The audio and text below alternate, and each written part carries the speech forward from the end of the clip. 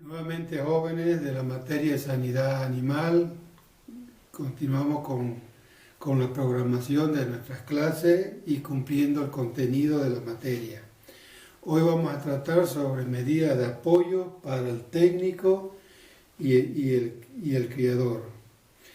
Cuando yo me refiero a medidas de apoyo es aquellas que recurrimos, aquellas instancias que recurrimos para apoyarnos en ella para poder alcanzar un objetivo.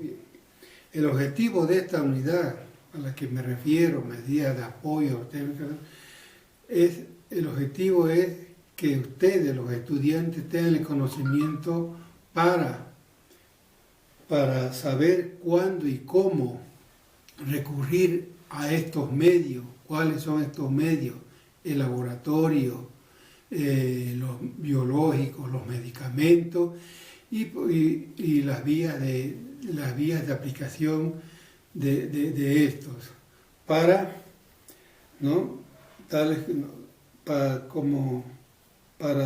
tomar medidas más acertadas, para tomar medidas acertadas en las diferentes situaciones, que pueden llevar a los animales de las comunidades y de las propias unidades productivas pecuarias, Eso sería el objetivo de esta unidad. Vuelvo a repetir, el objetivo de esta unidad es que ustedes, los estudiantes, como técnicos el día de mañana, tengan el conocimiento para saber cómo y cuándo recurrir a estos medios, tales como el laboratorio, los medicamentos, los biológicos y la vía de aplicación de medicamentos para tomar medidas acertadas en las diferentes situaciones, que pueden presentarse en los animales de comunidades rurales como de animales de unidades productivas pecuarias. Bien, ¿para qué recurrimos al laboratorio como medida, como medida que nos permite, como medios que podemos recurrir y que nos puede ayudar, ¿Para qué? Para conocer situación del estado sanitario de los animales, es decir, no siempre esperaremos que estén enfermos, sino podemos también recurrir al laboratorio para conocer cuál es el estado sanitario de los animales sin que se tenga presencia de una enfermedad. Para conocer qué agentes patógenos o parasitarios están causando una afección. Esto es ya cuando tenemos una enfermedad en los animales. Y también para apoyarnos en establecer un plan sanitario, Es decir, si conocemos, a través de conocer los resultados que nos va a emitir el laboratorio y saber qué agente o parásito está afectando la salud de nuestros animales, es que este conocimiento nos va a permitir establecer un plan sanitario. Bien.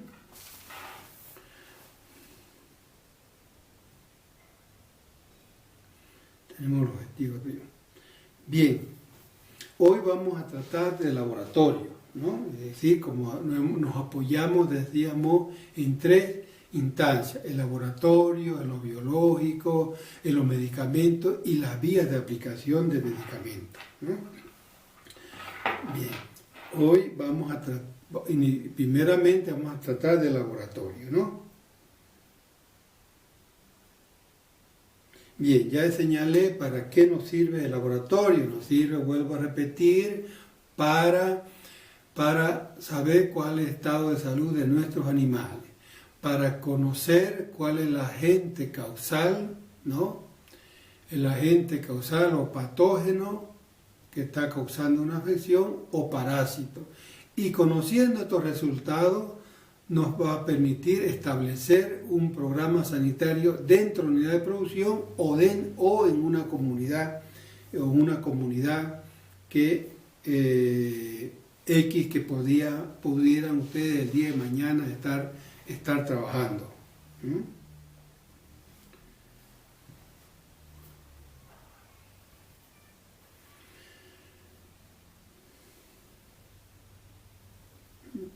Tipos de muestras que podemos mandar al laboratorio. Bien, vimos ya en la anterior clase, tipos de muestras que podemos mandar al laboratorio. Como ya señalamos en la unidad 1, ¿no? Decíamos que los animales, cuando están afectados por alguna enfermedad causada por un microorganismo, estos ingresan por las diferentes vías naturales, ¿no es cierto? Casi como la boca, el ano, la vagina, la uretra, ¿no? Oído, conjuntiva, en fin, ¿no? Y una vez ingresan, decíamos, al cuerpo de ellos, empiezan a multiplicarse e invaden los tejidos, por lo tanto afectando al animal, porque cae en su resistencia y predomina y genera la enfermedad, ¿no? Así como ingresa, también hablamos en la anterior clase del destino de esto, ¿no?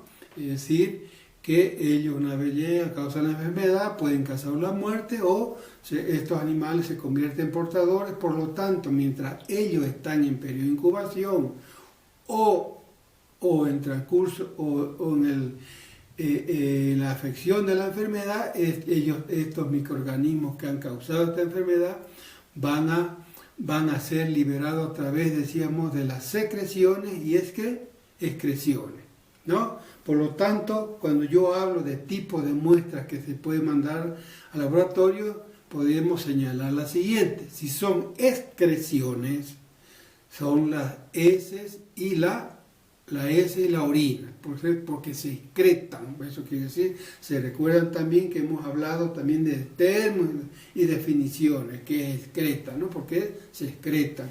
En este caso, muestras de S o orina. Tenemos también las secreciones, decíamos que las secreciones que son productos de secreción de glándulas. Y entonces, ¿qué glándulas secretan líquidos que pueden servir como muestra? La glándula mamaria. Entonces como muestra tenemos la leche, la saliva, ¿no es cierto? Secreción mucovaginal, secreción que, por ejemplo, el semen viene en una glándula, ¿no es cierto? ¿No? Por lo tanto, también una secreción, ¿no? Tenemos la leche, la saliva, las diferentes secreciones que pueden venir del oído también, ¿no es cierto? Estas son secreciones también, ¿no? También secreción de exudados, ¿no es cierto? Estas son secreciones, bien. Tenemos los fluidos también que son muestras, ¿cuáles son los fluidos? Quiere decir que fluyen por el cuerpo, ¿no? ¿Y qué es lo que fluye por el cuerpo del animal y de nosotros? La sangre. La sangre puede ser plasma en determinadas situaciones, ¿no? Se necesita el plasma, es decir, es la sangre completa, sin coagular. Cuando la sangre se coagula, por eso hablamos de suero sanguíneo, es decir, el suero es el líquido que se suspende después que la sangre se coagula. ¿Por qué? Porque sube el líquido, el suero sanguíneo, y las partes sólidas, los elementos sólidos se coagulan, ¿no es cierto? Entonces, el suero, ¿no es cierto? Esos son los fluidos, y el líquido cefalorraquídeo, que es un líquido que recorre y está a nivel de articulaciones y a nivel de la parte medular, ¿no? Esos son los fluidos. Tenemos los exudados. ¿Cuáles son los exudados? ¿Se recuerdan también cuando hablamos de términos de secreciones? Son secreciones que se dan producto cuando se tiene una lesión y luego de una inflamación, ¿ya? es un tejido como un tejido linfático, esos son los exudados. Y a veces se acumulan, por ejemplo, en la cavidad abdominal, entonces, ¿no? Esos son los exudados. Tenemos la pus, ¿no? Tenemos la pus también, otro tipo de muestra que podemos mandar al laboratorio. ¿Por qué? Porque la pus es producto de una infección generada por una bacteria, el Mycobacterium pyogenes. Bien, tenemos también los tejidos, es decir, son partes de órganos los tejidos, es decir, como porción de hígado, porción de pulmón, porción de intestino, en fin. Tenemos partes del cuerpo, ¿no? Partes del cuerpo, ¿no es cierto?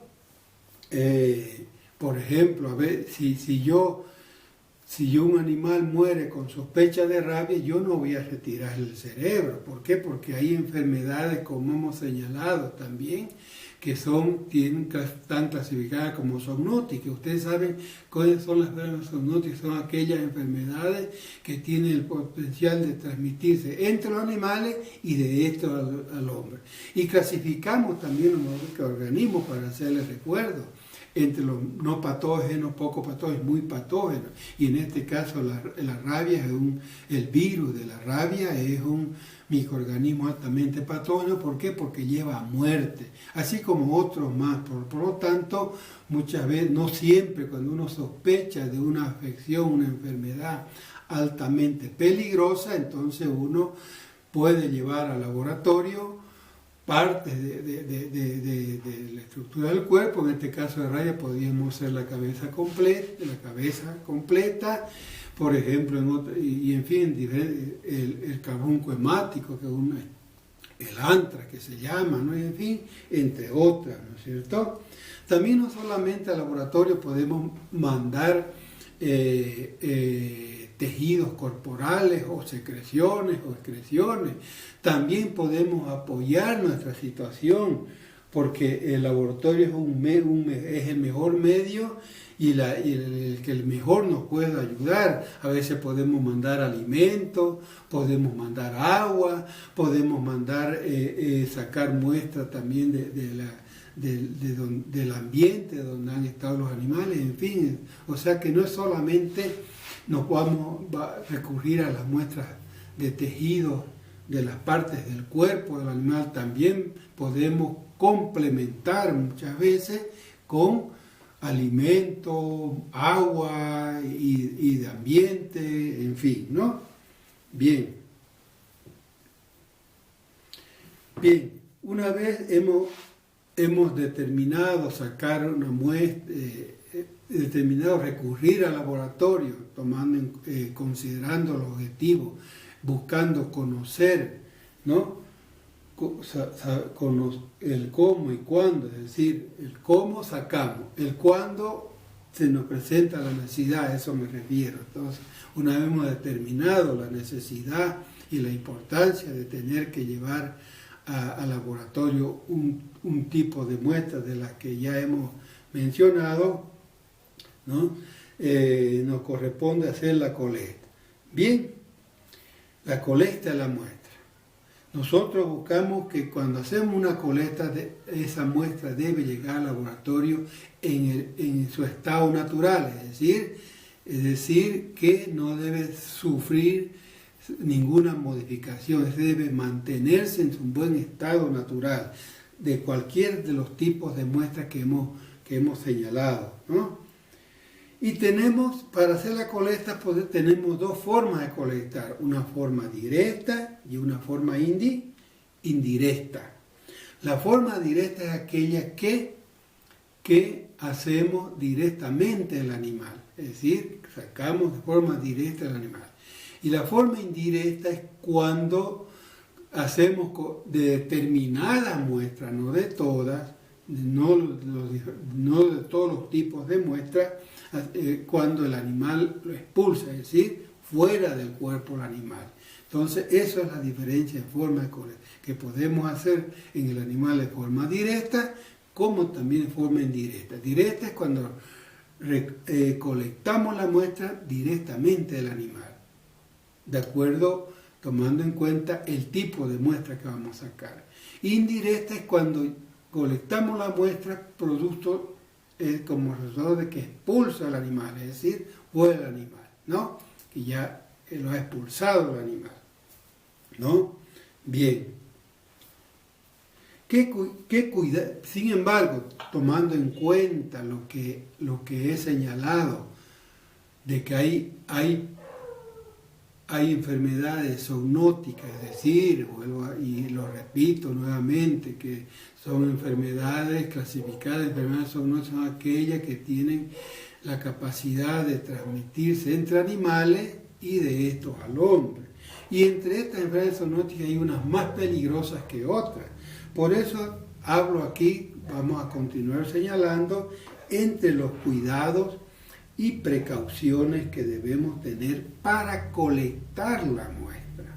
¿Por qué? En razón de lo que he señalado, de que podemos nosotros contagiarnos si tomamos el cuidado. Estamos viendo ahora con esta pandemia, ¿no es cierto?, con la enfermedad del coronavirus, personal de salud que cada vez se está enfermando. No obstante, ¿por qué? Porque no ha tomado todos los cuidados para atender al paciente, o en momento probablemente de hacer la colecta de muestras para verificar si este problema es coronavirus o no. Por eso es que yo hablo de cuidados y precauciones para tomar la muestra en el animal. Porque la muestra la puedo tomar en un animal muerto, como también puedo tomar en un animal vivo. Y en ambas situaciones de un animal muerto, si voy a tomar muestra de un animal muerto o un animal vivo, debo tomar todos los cuidados que para no contaminarme, más aún cuando yo sospecho de un problema sanitario de alta patogenicidad y alta peligrosidad que puede tener para mí y para los animales que están en el entorno de la unidad de producción o en una comunidad. Entre estos cuidados, ¿qué debo hacer antes? Una vez ya yo he determinado tomar muestras, antes debo munirme de los materiales e insumos o sustancias que me van a permitir hacer, materiales, equipos y sustancias que me van a permitir hacer la colecta y conservación y preparación y conservación de esa muestra. Porque les decía que una muestra de cualquier tipo que sea, vuelvo a señalar, debe llegar al laboratorio en su estado natural. Porque si ella sufre una alteración en cuanto a que llega a descomponerse, ya no va a servir para que el laboratorista haga la prueba que él vea conveniente de acuerdo a la sospecha del problema que se diga, ¿no? Entonces, antes yo tengo que munirme, o vuelvo a repetir, de esos medios, materiales, equipo, ¿no? Y sustancias, por ejemplo, que pueda tener, ¿no? Bien. Si es un animal, si yo voy a colectar muestras, es un animal muerto o un animal vivo. En un animal muerto, por ejemplo, yo dependiendo de su estado, puede estar grado leve, o como decía anteriormente, ¿para qué yo recurro al laboratorio? Para conocer, por ejemplo, si el estado sanitario de los animales no están enfermos, por lo tanto debo tener, digamos, una pita y debo sujetarlo. ¿Por qué? Porque un perro me puede morder, un bovino me puede embestir y patear, un caballo me puede morder y patear y así, ¿no es cierto? Entonces yo debo pensar en mí no solamente pensando en las altas probabilidades de que puedo contagiarme de alguna enfermedad si el animal está enfermo, o también del daño físico que puedo recibir en caso de un animal vivo, ¿cierto? Entonces, ¿qué debemos unirme? Por decir, de un recipiente, ¿no? Ustedes cuando, por ejemplo, han ido probablemente al médico, el médico le ha dicho, ya me va a traer y da una orden, por ejemplo, el laboratorio, digamos, de heces, de orina. Vuelvo a repetir, estábamos en el durante, ¿no? Decíamos que durante yo estoy colectando la muestra, debo tomar el máximo cuidado en su colección y evitar de que yo contamine esta, porque, vuelvo a repetir, ella debe estar en su estado natural. Después, después, ¿qué yo debo hacer? Cuando ya he colectado la muestra, estoy tomando los debidos cuidados de no colectar, ya tengo la muestra en el recipiente, todo ello, recojo todo, si es un animal vivo lo voy a soltar, ¿no? Recojo todo el material y insumos que he utilizado para la colecta, y aquellos que han sido sujetos a contaminación, si son reutilizables, entonces lavarlos y desinfectarlos, ¿no? Y si son desechables, entonces dar el destino adecuado a esos materiales, ¿no?, que he utilizado, es decir, no soltarlo así nomás por ahí, porque yo me voy a también esto, una vez que han estado en contacto con el animal y con el material que he colectado, entonces si yo los desecho de una forma inadecuada, voy a contaminar el medio, por lo tanto voy a generar una fuente de contaminación, y la enfermedad, si es enfermedad peligrosa, va a estos otros animales, ¿no? Bien, como ya yo he colectado la muestra debidamente, ¿no?, tomando esos cuidados que he señalado, ya tengo que preparar la muestra. Es decir, a veces puede ser que yo esté a distancia, porque yo una muestra puedo mandarla de aquí a la China, ¿no? Puedo mandar de aquí a la China o a donde quiera, porque ustedes saben que nuestro laboratorio para ciertas situaciones tiene limitaciones. Ahorita hemos tenido incluso dificultades, ustedes muy bien lo ven, lo escuchan y lo ven en los medios de comunicación, inicialmente para el diagnóstico del coronavirus, ¿no es cierto? ¿No? Porque no estuvimos, el mundo entero no está preparado, ¿no es cierto? Entonces debemos preparar la muestra, porque la muestra puede tardar horas como puede tardar días. Por lo tanto, y como eso vuelvo a señalar, ella debe llegar de la forma, en su estado natural al laboratorio para su respectivo análisis. Bien, cuando yo preparo, entonces, mismo que yo vaya a ir a distancias cortas, a distancias largas, yo debo huevos, ¿no? Por ejemplo, si voy a calentar heces fecales, necesito bolsa plástica, ¿no? Si voy a llevar, como les señalé cuando ustedes han ido al médico, puede ser bolsa plástica, ¿no? O un frasco, pero como vuelvo a señalar, cualquiera de estos materiales y medios que voy a utilizar deben estar esterilizados, un frasco de vidrio, un frasco de plástico, ¿no es cierto? ¿No? En fin, todo cualquiera. Si voy a llevar varias muestras, debo identificarlas, esas muestras, ¿no es cierto? Si son varias muestras, voy a trasladarlas, entonces, y voy a transcurrir tiempo, entonces ya necesito un recipiente más grande, por ejemplo, el recipiente más adecuado para colocar muestras, que una vez están en su respectivo espacio, o sea, recipiente, dentro de un recipiente mayor, entonces yo necesito, por ejemplo, el plastoforo, ¿no? ¿No es cierto? El plastoforo, ustedes saben que es un aislante, ¿no? Es un aislante, por lo tanto, ¿no? Sí, obvio, si yo estoy aquí a distancia muy corta, no necesito, pero nunca exponer esa muestra a temperatura caliente, es decir, al sol, ¿no? Porque entonces va a entrar una descomposición, y esa muestra, si yo tomé todo el cuidado para colectarla y no tomo el cuidado de preparación y conservación, entonces esa muestra va a estar, pues no se olviden que es un material orgánico, entonces se descompone. Como si cuando nosotros las carnes que consumimos, por ejemplo, las dejamos expuestas al medio ambiente y no tomamos el cuidado, ella se va a descomponer en el transcurso de poco más tiempo si ella ha sido mal mal manejada y mal conservada, ese tiempo de que ella se descomponga puede ser o relativamente largo o muy corto, ¿no es cierto? Entonces, de esa forma nosotros preparamos nuestra muestra, ¿no? La preparamos y si es a distancia, ¿no? Bien, pero hay que pensar qué necesitamos para conservar esta muestra, para que ella se mantenga en un estado natural. Entonces recurrimos a ciertos medios o sustancias, por ejemplo. Si es una muestra de ese, el mejor medio de conservación, ustedes saben, es el frío.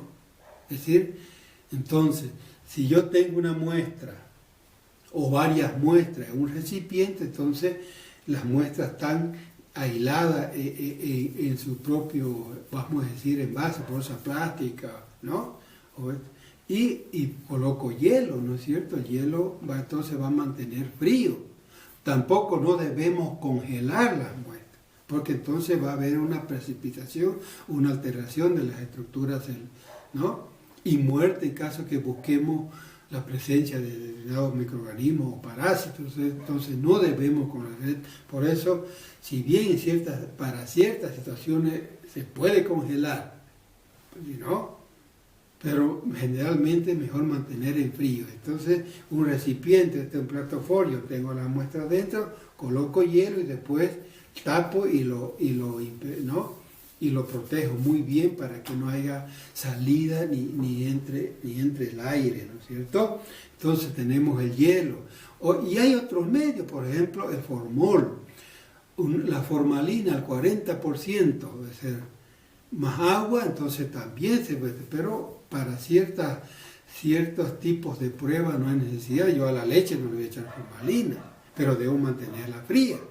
La saliva no voy a ponerle, para un examen patológico sí, donde voy a ver alteración celular, puedo usar la formalina.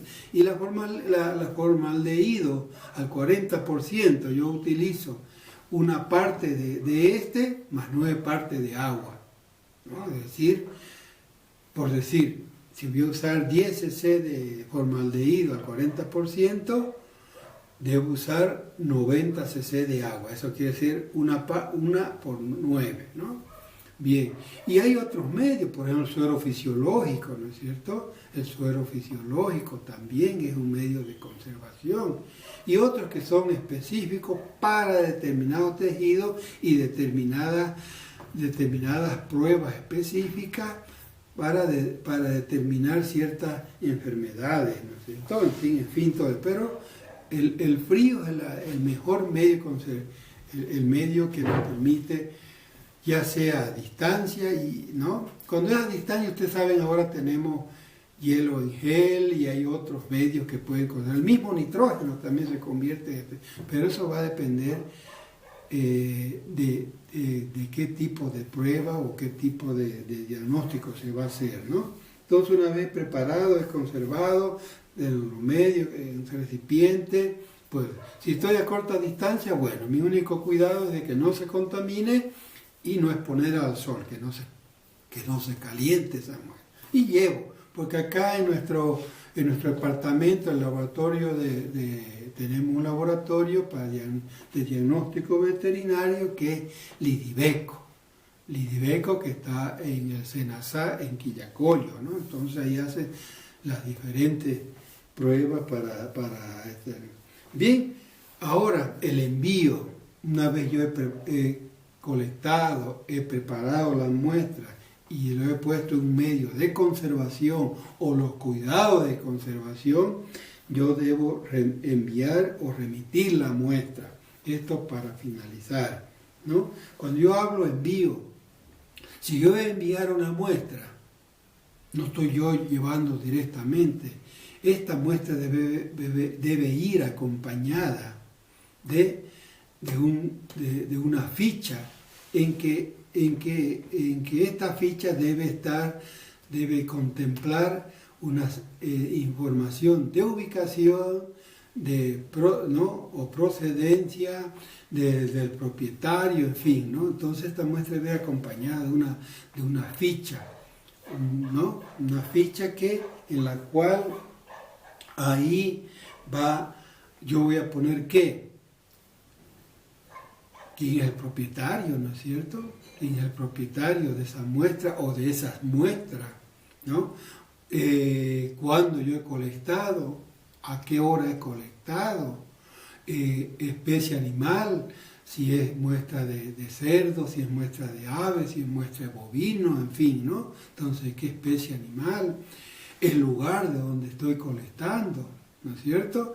Por ejemplo, ¿por qué es importante el lugar? Por eso les decía, ¿no? Si es una comunidad lejana, también, como decía yo, que me permite conocer y para que ese conocimiento que el laboratorio me va a dar un resultado, me va a permitir también establecer una estrategia sanitaria, ¿no es cierto?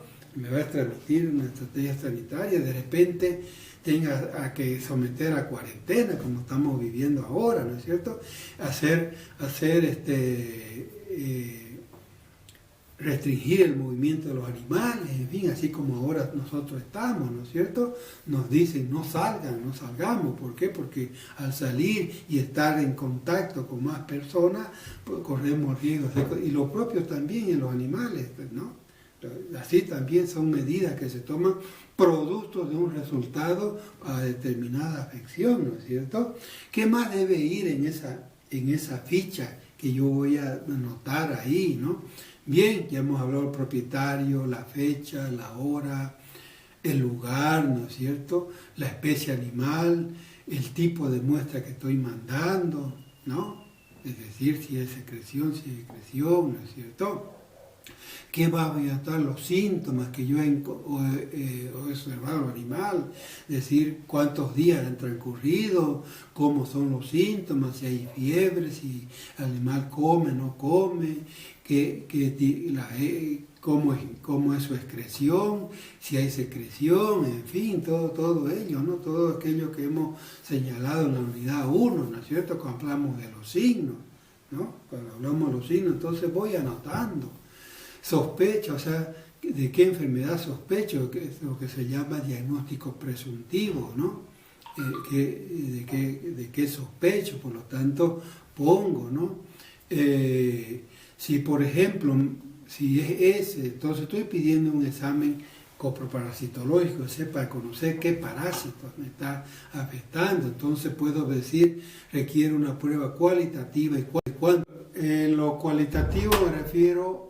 Cuando yo pido lo cualitativo me refiero para saber qué parásito es el que está causándome la infestación, ¿no? Es decir, porque podemos tener parásitos en el intestino delgado, intestino grueso, en los riñones, en el caso de algunas especies, en los pulmones, en el estómago, en fin, ¿no? Y lo cuantitativo es saber cuál es la carga parasitaria, ¿no? Bien, ¿no? ¿A qué más debemos como remisión, esa ficha? ¿Qué más debe contener, ¿no?